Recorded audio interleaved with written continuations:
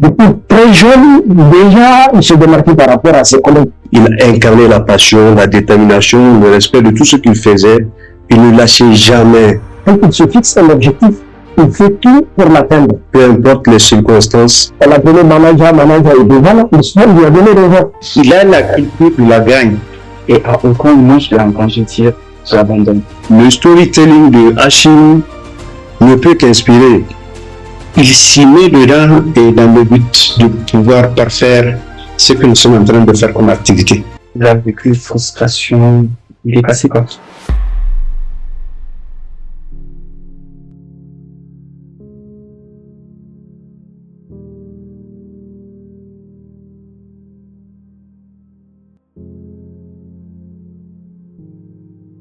Mon premier match du championnat à Niger, c'était à Sahel Police, au stade municipal.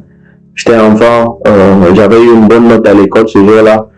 J'ai dit à ma maman, écoute maman, je vais aller regarder un match au terrain. Elle m'a dit qu'il y a un joueur dans le quartier Toldo. S'il vous plaît, parlez avec lui afin qu'il m'amène avec lui pour voir le match. Donc ma maman m'a dit, va appeler Toldo alors. Je l'ai appelé, il est venu, maman lui a demandé de m'amener au stade avec lui, il a accepté. Donc je suis monté sur sa moto, nous sommes partis à leur lieu d'échange où il s'habille, terrain musulman. Donc je me suis assis sur ses pieds dans le bus du Sahel, nous sommes allés au stade pour le match, donc il s'échauffait, moi j'étais dans les tribunes, dans les gradins. Donc en regardant le match, il y a eu un problème, je sais pas, avec l'arbitre ou quelque chose, en tout cas quelque chose s'est passé, je ne me rappelle plus. Et une bagarre a éclaté là-bas au stade et tout le monde se cherchait. La police avait lancé des gaz lacrymogènes, tout ça là, il y avait la fumée partout. Moi, je me suis caché quelque part pour ne pas être dans le monde, j'étais petit, tout ça là. Je veux pas qu'on me piétine et tout. Donc après, ils ont stoppé le match, les deux équipes rentraient, tout le monde m'a cherché partout, moi j'étais caché parce que j'avais eu peur. Et après, en sortant, le bus, j'ai aperçu le bus, je suis venu en courant, et il m'a aperçu, il a stoppé le bus, il m'a fait rentrer par la fenêtre. Alors Hachim, on ne l'appelle pas comme ça, on l'appelle Hachim, ou manager, et nos principaux souvenirs d'enfance, je vais remonter sur autour de la bouffe. Hein. C'est quelqu'un qui aime beaucoup la bouffe. Ou comment d'ailleurs? Et Hachim, c'est mon enfant. C'est mon enfant et qui m'a beaucoup assisté dans mes activités footballistiques. Que ce soit en club ou en équipe nationale, il a toujours été à mes côtés. Asiro, monsieur très professionnel, calme, rigoureux et très courtois, ouvert et toujours à l'écoute. Certainement, ce qui lui donne cette capacité à avoir une approche facile et aisée avec les gens qu'il rencontre dans le professionnel. C'était un enfant qui se démarquait par rapport aux autres. J'ai eu la chance de l'enseigner, de lui tenir le premier pas. Et je vous assure, quand je les amenais au niveau du tableau, le même exercice que je reprenais, lui, il n'avait aucun problème.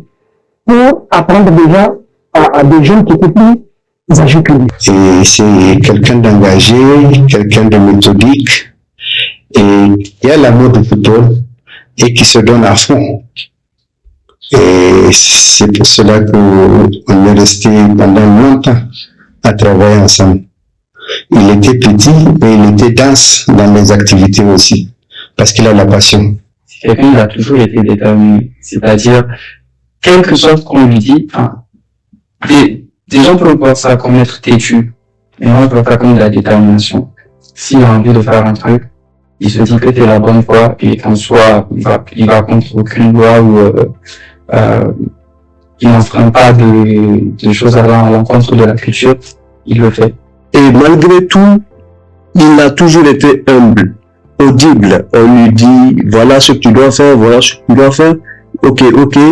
Il prend, il expérimente voir ce que ça va donner. Quand je me suis occupé, parce que j'étais à l'université, c'est lui qui a enseigné, c'est grave si je peux le dire. Et c'est une forme de réussite pour moi. Dès le bas âge, c'était un enfant qui dégageait déjà cette intelligence. Et vraiment, l'amour qu'il a pour l'activité, et il le fait de manière méthodique. C'était un leader dans l'âme, en fait, depuis tout petit. C'était un leader dans l'âme, mais il était discret. Il a toujours su se faire petit pour nous écouter, nous qui sommes ses aînés. Voilà. Et depuis, on sentait que ce milieu faisait partie de lui. Je pense que c'est là grâce à la vie qu'on s'est rencontrés. Oui. Je pense que on aurait organisé des répétitions dans l'école, au lycée. Du coup, il était venu regarder. C'est là qu'on s'est rencontrés. J'entendais déjà parler de lui, je connaissais ses cousins. De là, il est venu, on s'est rencontrés. La vibe a matché tout de suite. Après, on allait manger.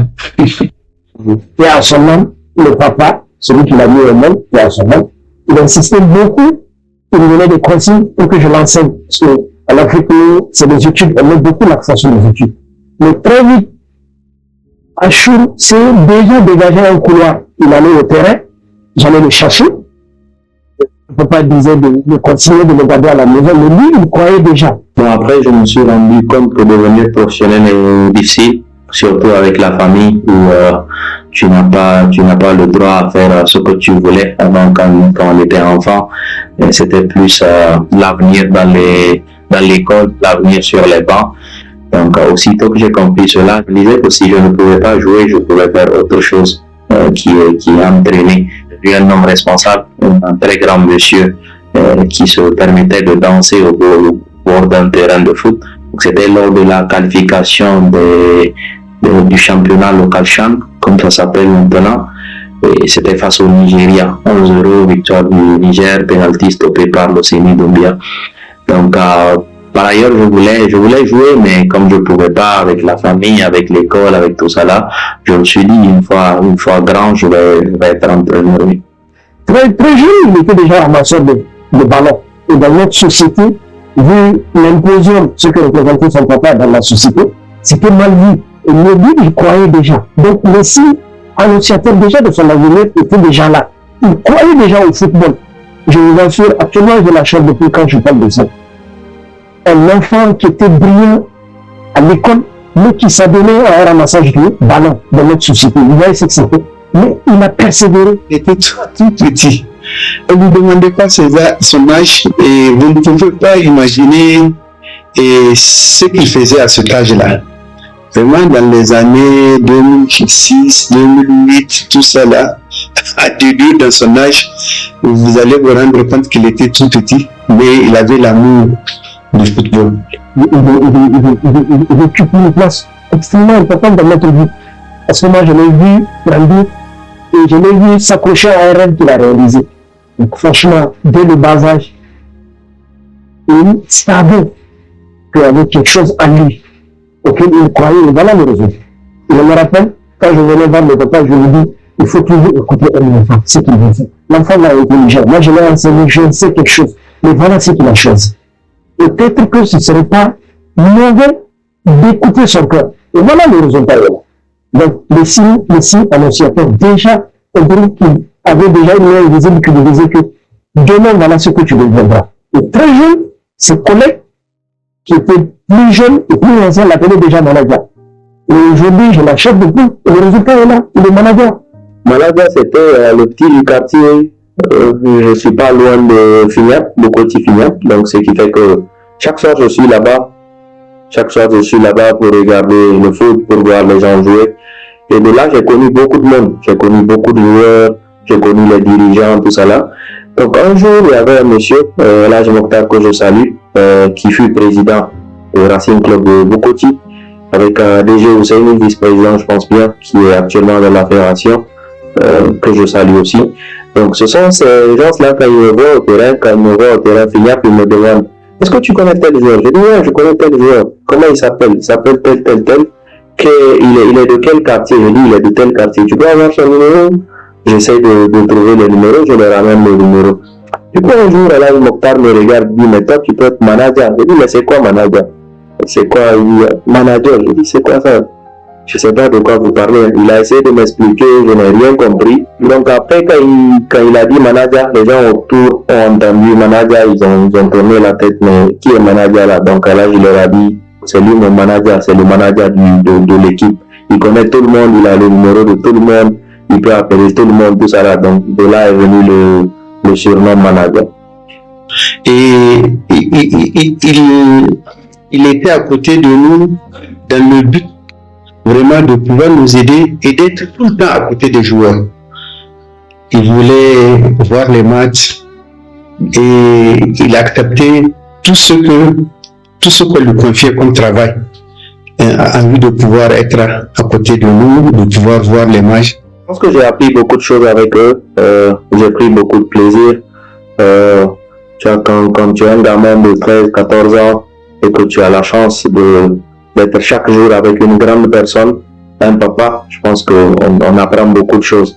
Et c'était pas pendant une période de jours, de quelques jours, c'était pendant une longue durée où je suis resté avec eux, je pense, 1 an, 2 ans, voire 3 ans, des années, je dirais.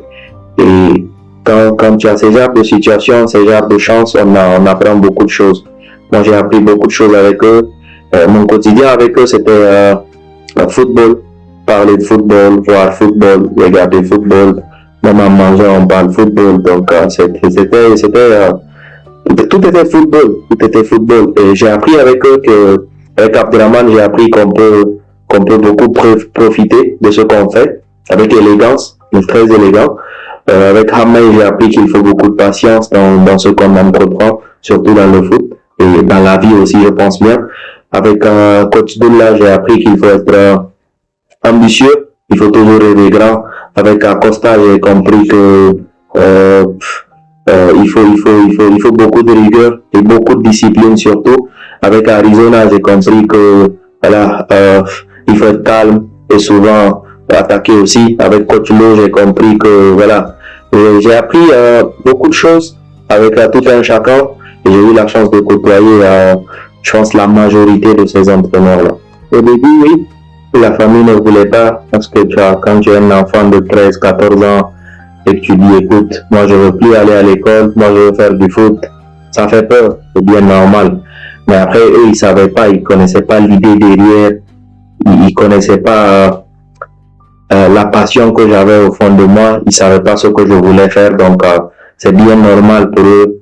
L'objectif, c'est de me sécuriser, c'est de vraiment aider le gamin que je suis, l'enfant que je suis, à grandir dans les meilleures conditions et aussi à réussir sa vie.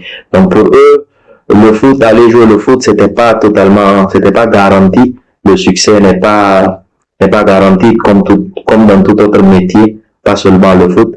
Donc pour la famille, je pense que c'est bien normal. Et après, je dirais que ça m'a pas motivé, mais ça m'a un peu encouragé. Ça m'a encouragé à essayer de faire le maximum pour réussir. Pas pour leur montrer qu'ils ont eu tort, mais plutôt pour leur dire que voilà, leur petit frère ou leur fils a réussi dans ce qu'il aimait tant. Quand on est vraiment passionné, réellement passionné, il n'y a pas de limite. À partir de là, il n'y a plus de limite. À partir de là, on peut déplacer les montagnes, comme on a tendance à le dire. Moi, un jour, j'étais là, j'ai connu des Ghanéens qui venaient à l'époque à Kandaji Sport pour les tests de recrutement. Donc, ce sont des entraîneurs, des scouts, tout ça là. Donc, quand je les ai vus travailler, quand j'ai écouté leur manière de faire et tout, j'ai automatiquement compris que le Ghana, c'est un pays qui est, disons, plus développé que nous à cette époque au Niger. Donc, je me suis dit que Ghana, ça peut être une bonne destination. Il y avait une très bonne référence au Ghana, Mohamed Wanko, qui était avec l'académie et Feyenoord. Et c'était les gens de Feyenoord qui étaient à Kandaji Sport pour faire des essais. Donc, quand je les ai vus travailler, quand je les ai écoutés, après ils sont venus jouer un tournoi à Gonèche, si ma mémoire est bonne. Un truc comme ça, au stade municipal, tu vois, leur manière de faire tout ça là. Donc, automatiquement, j'ai compris que c'est un pays où je peux apprendre beaucoup. C'est un pays où je peux m'améliorer. C'est un pays où je peux arriver. C'est un pays où je peux faire ce que je veux réellement. Maintenant, la décision, je sais pas, moi, je me suis levé un jour, j'ai dit que je vais au Ghana. J'ai raconté une histoire bidon à la maison. Je ne me rappelle même pas ce que je leur ai dit. Je leur ai juste fait croire que, voilà, moi je vais au Ghana parce qu'il y a une école ou je ne sais quoi. Et bah, ils croyaient pas parce qu'ils se disaient, il va aller au Ghana, comment il n'a pas une carte d'identité, qui va lui donner l'argent du transport. Ils ne savaient pas que moi j'avais déjà tout planifié. J'avais tout coordonné, j'avais le billet. J'avais pas de carte, mais j'avais la carte de l'école. Et bon, voilà, un jour je me suis levé avec un joueur aussi qui était dans la même situation que moi, Kandji Hassan Adamou, qui est aujourd'hui joueur de l'équipe nationale du Niger, que je salue. Voilà, c'est un gamin passionné aussi. Il était le meilleur joueur du quartier, du pays, je dirais, pour moi. Il voulait aussi vraiment réussir dans le foot. Il savait que faire du foot. Il me dit, regarde, moi à l'école, vraiment l'école, là, moi je vais juste pour aller. Hein. Et ah frère, moi aussi c'est la même chose. Hein. Bah, on n'a qu'à se tailler, on n'a qu'à prendre la route. Oui, ok, on va voir. Donc moi quand j'ai eu l'opportunité de partir, je lui ai dit, il m'a dit ok, mais il va falloir convaincre les parents. Donc moi je suis quelqu'un, moi j'ai grandi avec les vieux, donc je sais comment parler, je sais quoi dire. Je suis allé chez lui, on a raconté une histoire, ses parents ont accepté de le laisser partir avec moi. Mais ils savaient pas, ils savaient pas ce qu'on avait comme plan. Nous on a tout raconté, on a tout inventé, on leur a raconté. Je ne conseille pas les gens de faire la même chose que moi, bien évidemment. Mais nous on était passionnés, on voulait vraiment faire, on voulait essayer, voir ce que ça va donner. Donc nous sommes allés, on a négocié les billets, on a eu les billets, on a pris la route pour Lomé. Parce qu'il y avait mon grand frère qui était chef escale sur neuf à Lomé, mais les billets qu'on avait c'était Rimbo. Donc on était obligé de prendre Rimbo pour arriver là-bas et ensuite aller chercher la gare de Sonef pour dormir chez mon grand frère et le lendemain avoir un peu d'argent pour continuer. Mais arrivé à Lomé, on prend les motos pour se rendre à la gare de Sonef. On se rend compte que mon grand frère, comme il ne savait pas que je venais, il n'était pas au courant. On s'en rend compte qu'il était dans le bus qui a quitté pour Niamey à minuit et nous sommes arrivés à 2h du matin. Donc je connais personne, personne ne me connaît. J'ai dit que j'étais le grand frère de telle personne, ils m'ont dit, hey, frère, nous on te connaît pas, ton grand frère il vient de partir, appelle-le, voilà son numéro. Quelqu'un qui était sur la route, comment le joindre, tout ça là. J'ai dit à Kandji, bon frère, on fait comment? Il m'a dit, regarde, on se débrouille, nous sommes des garçons. On était jeunes, oui.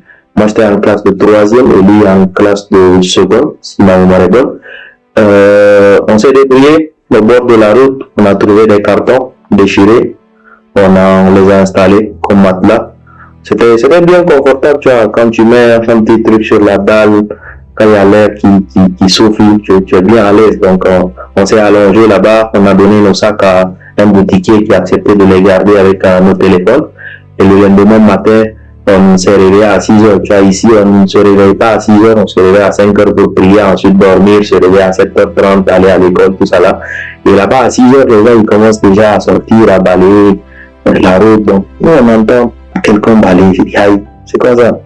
On se réveille, on regarde les femmes balayer le goudron, tout ça là. Donc, on s'est réveillé, on a cherché de l'eau, toilette, on a demandé comment se rendre au Ghana. Il nous restait 7000 francs CFA. L'argent là nous suffisait pour arriver à Accra.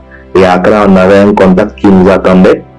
Donc on est parti, on a traversé la frontière de Lomé pour rentrer maintenant à Flao, au Ghana.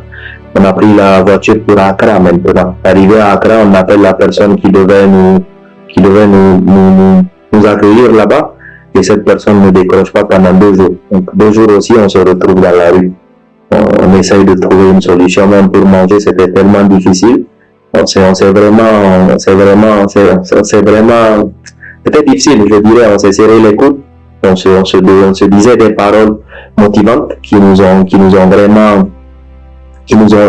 aidés. Ils nous ont aidés à tenir.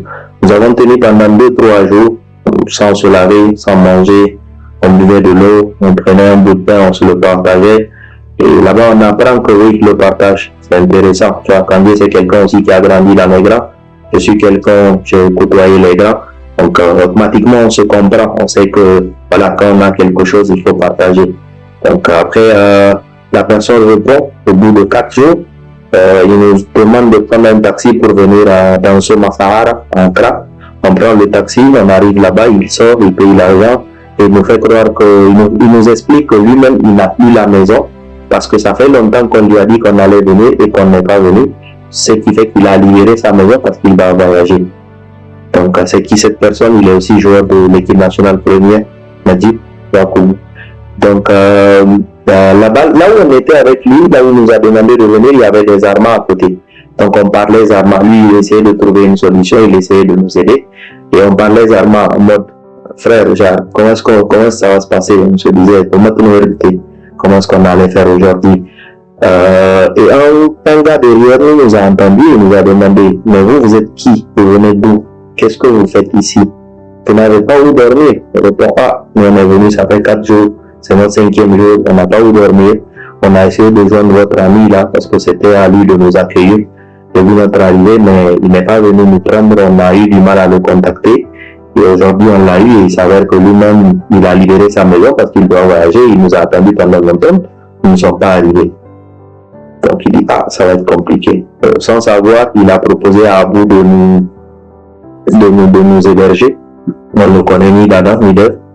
Il nous a hébergés chez lui, dans sa chambre, en famille, en grande famille. Et on a passé des bons moments là-bas. Genre, tu te réveilles à 7 heures, petit déjeuner prêt, l'étranger est roi, comme on le dit. Ils nous ont bien traités, se sont bien occupés de nous. Et de là, ça est parti à l'académie. Après, ben voilà. Pour quitter Niamey, je devais contacter Broken, qui est le directeur là-bas. Donc ici, quand il était à Niamey, on a eu une discussion. Donc je lui ai dit que j'allais venir, il m'a dit de venir, tout ça là. Et arrivé là-bas, voilà, avec les histoires qu'on avait eues, tout ça là, on était obligé de vendre un téléphone. On a vendu le mien et par erreur, on a oublié de prendre le numéro. Et à l'époque, c'était les puces du Niger. Et voilà, la puce n'avait plus de réseau au Ghana, donc on n'avait plus accès au numéro. Le numéro était resté dans le téléphone qu'on a réinitialisé avant de vendre. Donc c'était difficile de le joindre. Et après, on a eu quelqu'un qui connaissait quelqu'un à l'académie là-bas qui a amené Hassan. Quand ça a passé ses tests, il a réussi. On lui a demandé, avec qui tu es venu ici? Il a dit, le gars avec qui je suis venu est resté à Accra, mais là il est à Niamey, parce que je suis revenu après. Donc ils m'ont contacté et Broken s'est rendu compte que c'est la même personne avec qui il a parlé. C'était avec moi qu'il avait parlé étant à Niamey. Il m'a demandé qu'est-ce qui s'est passé. Je lui ai dit, écoute, j'ai pas pu te contacter finalement parce qu'on avait eu tel problème. Donc il a rigolé un peu. Après il m'a encouragé et après il voulait garder Hassan là-bas à l'académie pour développer tout cela. Donc après ils m'ont donné l'opportunité de venir là-bas pour apprendre. Voilà comment j'intègre Wafa. Donc là-bas, c'était un peu facile de s'intégrer, de s'adopter, parce qu'il y avait beaucoup de francophones, il y avait les Ivoiriens, les Burkinabés, les Togolais, les Ghanéens, donc c'était devenu, c'était une famille. Je pense que c'est toujours une famille, parce que jusqu'à là, après 10 années, nous sommes toujours en contact avec la majorité surtout. Et voilà, c'était facile, ils nous ont aidés, on parlait pas anglais. On s'est débrouillé, on a appris l'anglais là-bas, donc c'était facile, une très bonne ambiance, de très bonnes personnes. Moi, personnellement, j'ai appris beaucoup de choses là-bas. Je pense que c'est là-bas encore que j'ai encore eu, j'étais encore plus convaincu que voilà, il y a moyen de réussir dans le football. Donc après Wafa, je suis allé avec Fran, qui était entraîneur de l'équipe nationale U17 du Niger. Donc on s'est connus ici au Niger, d'où je l'aidais avec la caméra, avec les analyses vidéo. Il m'a aussi appris beaucoup de choses. Donc après, il fait son académie là-bas. Enfin, je quitte Ouattara, je vais avec lui, je reste un bon moment avec lui, une bonne période. Et ensuite, voilà, je suis aussi, de là-bas, je suis parti en Espagne. J'étais en Espagne pour apprendre à être entraîneur, pour passer mes diplômes, pour faire la licence d'entraîneur. J'ai eu à faire la licence de la formation académique, parce qu'en Espagne, il existe deux formations, et j'ai fait aussi la formation de la fédération qui te donne accès à la licence FIFA. Ce qui m'a le plus marqué chez lui, je dirais bien c'est deux choses. La détermination. C'est quelqu'un qui a toujours été face à ses problèmes, aux difficultés, avec le sang-froid. Quelles que soient les difficultés, il est toujours resté focus sur ses objectifs. La façon dont il était déterminé, il a vécu frustration, déception, il est passé partout. J'étais à ses côtés Et à aucun moment, je l'ai entendu dire, j'abandonne. Je l'ai jamais entendu dire ça. Je l'ai vu pleurer, je l'ai vu être frustré. Bon, pour ceux qui me connaissent, ils savent que moi, je ne perds jamais espoir. Moi, je ne perds jamais espoir. Je suis quelqu'un de très, très fort mentalement. Enfin, je pense. En Espagne, c'était difficile. C'était difficile, tu vois, quand tu... Très malheureusement, je suis allé en Europe quand j'ai perdu mes deux parents. Donc, le vieux n'était pas là, la vieille n'était pas là. Les frères et sœurs qui étaient ici, ils étaient encore étudiants, stagiaires. C'était difficile même pour quelqu'un de me donner 100 francs. Donc, imagine-toi en Europe. C'était vraiment compliqué. J'arrivais à peine à manger. J'arrivais à peine à prendre le bus pour me rendre à l'école. J'étais obligé de marcher pendant 40-45 minutes par jour. Et enfin, économiquement, quand ça ne va pas, bah, tu ne peux pas rester là-bas pour les stages. Quand tu finis les cours, tu es obligé de faire des stages. Donc moi, j'étais obligé de revenir au pays pour une bonne partie des stages. J'ai commencé là-bas avec une équipe là-bas et c'était compliqué, je ne pouvais plus tenir, donc j'étais obligé de revenir. Revenir au Niger, j'étais aux côtés de Haroun Abdullah, la Nigélec. J'étais à la Nigélec. J'ai appris beaucoup de choses. J'avais pas perdu espoir. Enfin, je me suis dit que bon, ce sont des stages, je suis obligé de faire ces stages et ensuite récupérer mon diplôme et ensuite on verra ce que demain nous réserve. Après, il y a un monsieur, Dr Ali Omega, que je salue, qui m'a contacté, disant qu'il voulait que je prenne son équipe U17. Il se préparait pour le tournoi Naba Kango au Burkina. J'étais là, je viens de finir ma première licence d'entraîneur, je suis en stage, je vais prendre une équipe et la majorité de ces gamins sont des gens de mon âge. C'était pas mes amis, mais c'était des gens de mon âge. Il y avait d'autres même qui étaient plus âgés que moi.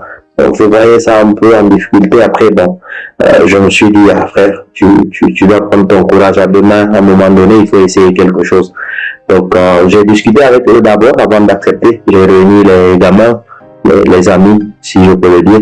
Nous avons eu une discussion et quand j'ai vu qu'ils étaient réceptifs, j'ai dit ok, pourquoi ne pas essayer. Donc j'ai accepté l'offre. Je suis resté, nous sommes bien préparés, nous sommes allés au tournoi de Naba Congo, nous sommes vainqueurs de ce tournoi. Donc tu vois, en quelque sorte, malheur est bon, si je peux le dire. Donc le fait de revenir au pays, aller au tournoi, gagner le tournoi après des années, le Niger n'avait pas remporté. Tu vois, après les photos circulent sur les réseaux. J'ai eu pas mal de gens qui m'ont contacté. Mon école de l'année passée m'a contacté pour savoir comment se passaient les stages. Je leur ai expliqué ma situation, que je ne pouvais pas continuer en deuxième année parce que économiquement je ne pouvais plus payer l'école, je n'avais plus rien. Le directeur a accepté de parler avec le propriétaire de l'école pour me donner une bourse. Donc ils m'ont donné une bourse, ils m'ont dit écoute, on a vu que tu t'es amélioré, tu as même gagné une coupe. Viens, je vais parler avec le propriétaire de l'école, nous allons te donner une bourse où tu vas pas payer les études. Tu vas essayer de te nourrir toi-même, tu vas essayer de t'héberger toi-même, mais l'école, on te donne une bourse, viens. Et je vais te chercher un stage à titre personnel, je vais te chercher où tu vas faire stage, c'est-à-dire tu vas entraîner des gamins avec ta première licence et tu vas avoir quelques revenus pour te maintenir. Je dis ok, ça m'intéresse bien. Il m'a envoyé l'invitation, je suis allé, je fais mon visa et voilà comment je suis retourné en Espagne. Au Niger, on m'a plus connu sur le ramasseur, manager, ou coach ou entraîneur. Mais par contre, quand j'ai fini mes études en Espagne, je suis allé dans le scouting parce que l'entraîneur là-bas, c'est encore difficile. Donc, je suis parti dans le scouting parce que une personne du foot m'a conseillé, quelqu'un de très grand dans le foot, qui a travaillé avec le Real Madrid pendant beaucoup d'années, qui était un recruteur avec le Real Madrid. Il m'a dit écoute, je pense que tu vois bien le foot, parce que tu dois t'intéresser au métier de scout, au métier de recruteur. Ok, pourquoi pas. Donc il m'a parlé de ça, j'ai suivi des formations, j'ai eu des réunions avec des gens qui travaillent comme scout, j'ai eu beaucoup de conférences avec les gens qui vivent de ça, et cela m'a orienté vers le métier de scout. Donc tu vois, au Niger, je sais pas si les gens ils savaient que j'étais scout ou j'étais recruteur. Bon, je prenais des gamins ici que j'amenais au Ghana parce que j'avais les bons contacts, tout ça là. Le football, c'est quelque chose où on peut facilement avoir des contacts en échangeant. Donc, étant là-bas, pendant mes stages, j'ai connu beaucoup de monde, j'ai connu beaucoup de responsables d'équipe. Et de là, j'ai eu la chance de travailler dans des équipes là-bas, notamment une très grande équipe de l'Espagne, où nous n'avons pas mal réalisé des choses là-bas, où le directeur est devenu mon ami, où les responsables sont devenus mes amis, où les joueurs étaient mes amis. On a créé un bon lien, on avait une très bonne ambiance. Aujourd'hui, comme le nom l'indique, il est un grand manager. Donc c'est la persévérance, l'intelligence, et c'est quelqu'un qui se fixe un objectif. Il se donne tous les moyens pour l'atteindre. Il était là, comment ça s'appelle, au Funia, c'est un club de quartier, où il ramassait les ballons. On l'appelait manager, voilà. Et aujourd'hui, le résultat est là. Quand vous prenez les photos, vous faites la comparaison, vous ne pouvez qu'être fier d'un enfant comme ça. Vous savez, Hachim, il a occupé toutes les fonctions qui peuvent exister dans le milieu footballistique. Il a été ramasseur, il a été responsable de matériel, il a été entraîneur, conduisant même des équipes hors du pays à des tournois internationaux et les gagner. Donc nous tous, on était contents de le voir emprunter le chemin que nous avons suivi. Et bizarrement, d'un coup, la bonne nouvelle tombe pour nous dire que Achille est devenu le scout d'une grande équipe comme Chelsea. On ne s'en revenait pas, c'était une surprise pour nous, mais le connaissant, on savait qu'il était capable d'atteindre ce niveau, puisqu'il aimait la chose. C'était une surprise pour le pays. Et tout ça, cet événement.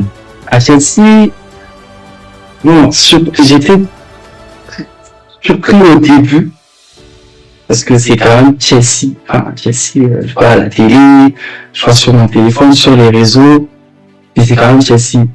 Je suis surpris, mais en soi, je n'étais pas si étonné que ça.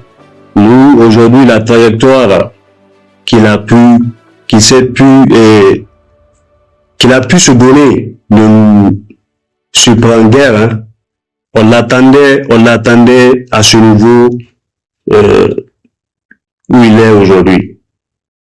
Alors, c'est pas une surprise. Nous qui l'avons côtoyé depuis, c'est pas une surprise pour nous. Avec Chelsea, j'ai connu le directeur de recrutement, le responsable de recrutement, Joe Shields, un très grand monsieur que je salue. Enfin, nous nous sommes connus dans une histoire de joueurs. On a échangé, nous avons discuté, on a eu beaucoup de conversations. C'était quelqu'un qui connaît beaucoup l'histoire de l'Afrique, les joueurs de l'Afrique. Il en a eu tellement dans son parcours. Donc quand on parlait des joueurs là, quand on parlait de ces profils là, donc c'était facile la connexion entre nous. Donc après ça, il m'a dit, écoute, toi tu travailles où? Je lui ai un peu dit ce que je fais, qui je suis, tout ça là. Il m'a demandé de lui partager mes photos, quelques photos d'enfance avec des joueurs qu'il connaît bien. Je lui ai partagé ces photos, donc nous avons rigolé, nous avons discuté. Et de là, il m'a dit, un jour, quand je vais commencer à travailler sur l'Afrique, j'aimerais que ce soit avec toi. Ce sera avec grand plaisir. Et pratiquement un rêve pour moi de travailler avec toi. Donc moi, j'étais un peu dépassé. Je dis, qu'est-ce qu'il raconte lui? Tu as un très grand monsieur qui a une très très grande réputation, qui a des joueurs élites, des top talents qu'il a pris, qui sont devenus des joueurs élites. Tu as des enfants qu'il a pris à l'âge de 8 ans, si je peux le dire, qui sont aujourd'hui ce qu'ils sont. Donc, tu vois, quand quelqu'un comme ça te dit ça, bah, frère, qu'est-ce que tu attends? Ça te fait rêver, Et je me dis, dans un coin de ma tête, il le dit juste pour me motiver, pour rigoler. Et après ça, bon, il est reparti, on s'est plus vu, on a changé de contact, oui, mais voilà, c'est un peu gênant pour moi de lui envoyer des messages, tout ça là, parce que voilà, c'est un très grand monsieur, très occupé, très professionnel, donc je voulais pas le déranger. Et un beau jour, j'étais assis, il m'a demandé si je voulais venir à Londres. Je dis, bien sûr. Il m'invite à voir un match. Je suis parti regarder le match contre le Burnley à la maison. Ensuite, nous avons gagné, oui, Chelsea avait gagné 2-1 ou 2-0, quelque chose comme ça. Donc après, il m'a montré le centre d'entraînement, il m'a montré le terrain, il m'a montré les bureaux. Il m'a dit, écoute, un jour, tu seras là en train de travailler avec moi. Toi, ta chaise par là et ma chaise par là. Et moi, j'étais, merci beaucoup, merci beaucoup. Je suis revenu encore plus motivé. Je suis revenu avec cette envie de refaire plus. Et après, quand il m'a dit que j'allais travailler avec lui, que j'allais travailler pour lui, un jour, j'étais assis, il demande mon passeport. Je lui envoie mon passeport. Pour moi, c'était peut-être pour m'inviter à voir un autre match. Et le surlendemain, j'étais couché. Comme par hasard, je me suis réveillé tôt. D'habitude, je me réveille pas tôt quand je regarde les matchs tard la nuit. Et mon téléphone est toujours sur silencieux. Et quand je tourne, je vois mon téléphone sonner. Donc, j'ai pris mon téléphone, j'ai vu son nom. Mais il m'appelle ce matin, il fait quoi? Donc, j'ai répondu. Allô, comment allez-vous? Ça va, et toi? Ça se passe bien? Oui, ça va. Vérifie ton email. On t'a envoyé ton contrat. J'étais là, il blague. Je suis rentré dans mon mail, j'ai lu le contrat. J'ai même pas lu le contrat que j'ai signé. Alors, j'ai même pas lu le contrat, moi j'ai signé directement. Et je lui ai envoyé. Il me dit, mais tu dois lire. Quand on t'envoie un contrat, il faut le faire. Je signe avec Chelsea, qu'est-ce que tu as à lire? Tu t'en fous, moi je m'en fous, j'ai signé. C'est le plus important. Il dit, non, calme-toi, je sais que c'est une très grande chose pour toi, mais calme-toi. Essaye de lire, regarde ce qu'il y a dans le contrat. Un contrat ne se signe pas comme ça. Donc j'ai lu, j'ai partagé avec des gens que j'estime beaucoup et ils m'ont aidé. On a révisé ensemble et il n'y avait rien comme problème. Donc il a gardé la copie où j'avais déjà signé. Donc après il m'envoie un message, félicitations, bienvenue entre nous. Il me présente mon coordinateur que j'appelle Papa, Andy Cousins. Il me présente aussi Jeremy, qui est l'assistant coordinateur, je pense. Donc, il me présente ces gens-là. C'est là que je réalise que oui, j'ai signé ce qu'il m'avait dit auparavant, c'était vrai. Tout est en train de se réaliser. Donc, c'était un très bon moment. Assiro, après m'avoir suivi depuis quelque temps, c'est-à-dire après la CAN et la Coupe du Monde, U17 de 2023, il était venu à l'Institut pour prendre contact et probablement discuter des modalités de mon recrutement dans un club. C'est après discussion avec Bokasek, mon agent, ils ont pu trouver un accord. C'est alors que Bokar m'a appelé à l'heure de la sieste. J'étais dans ma chambre.